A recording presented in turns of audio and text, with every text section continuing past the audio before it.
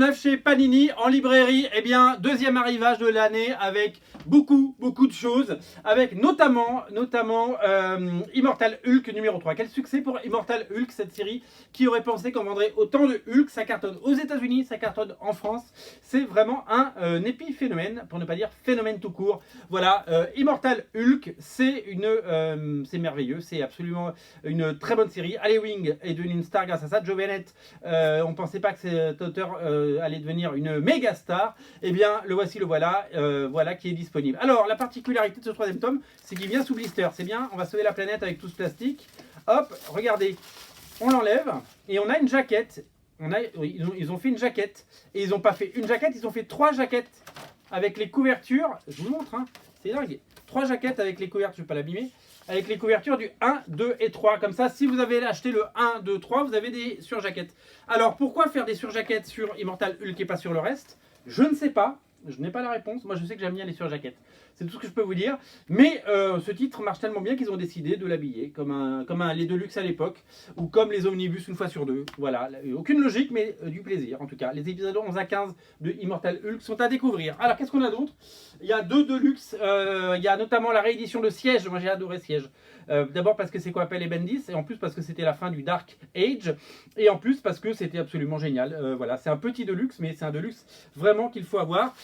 Olivier Coipel au sommet de son art, c'était vraiment incroyable. J'avais adoré, je les ai en single et quand je les ai lus, j'ai absolument craqué pour ce truc. Ça, c'est très bon. Et une réédition de Avengers X-Men numéro 1 parce qu'il y aura un deuxième tome avec tous les tie-in. Hop, bah, il est là. Suis-je bête? Hop, le voici, le voilà. Les 2 de luxe sont à découvrir avec le nouvel habillage. Ça, c'est un crossover que j'avais aussi bien aimé. Donc, c'est à découvrir. Et là-dedans, il y a plein de bons auteurs. Adam Kubert, Steve McNiven, Arthur Adams. C'était vraiment excellent. Voilà, donc ça, c'est à découvrir. Alors, il y a une ribambelle d'intégrales qui sont sorties. Vous vouliez la réédition d'intégrale? La voici, la voilà. Fantastic Four numéro 1966. Avengers 1965, Spider-Man 1968, Spider-Man 1967 et Black Panther 79-88. Et oui, 9 ans de Black Panther dans un seul tome, mais évidemment c'est 2 époques différentes, comme vous l'aurez compris, avec notamment cette couverture que vous reconnaissez peut-être pour les vieux fans de récits complets Marvel. Voilà pour les sorties Panini Librairie. Je vous rappelle, chers amis, que depuis aujourd'hui, nous avons une carte de fidélité sur originalcomics.fr. Je vais vous la montrer.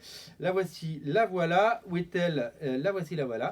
Elle est dématérialisée, hein, donc vous ne l'aurez jamais dans la main. Vous l'aurez sur votre téléphone, c'est associé à votre compte. Vous avez droit à 5%. Donc si vous prenez 1, 2, 3, 4, 5 bouquins aujourd'hui, eh ben, vous avez 5% immédiat.